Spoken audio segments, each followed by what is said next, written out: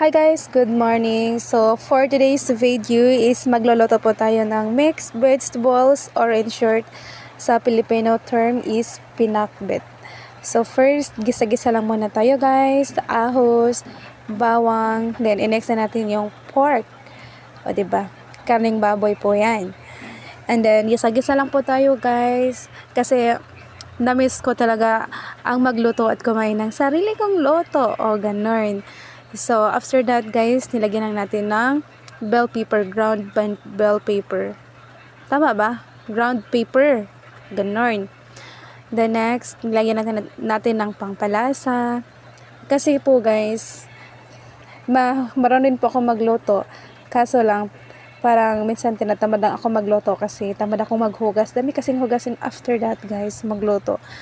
At pangalawa, parang ngayon, nabibisi na din po akong magluto kasi may trabaho na din po ako. So, parang hirap na ipagsabay. Then, next, isunod natin yung kalabasa at saka talong. O diba, with the twist to guys yung luto ko kasi meron po siyang repolyo na pinakbet. Ang sarap niya po. Charis. Subukan nyo.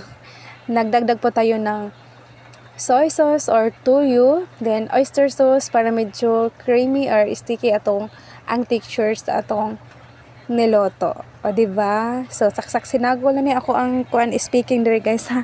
May Bisaya talaga ganon. So looks so beautiful and colorful. O diba?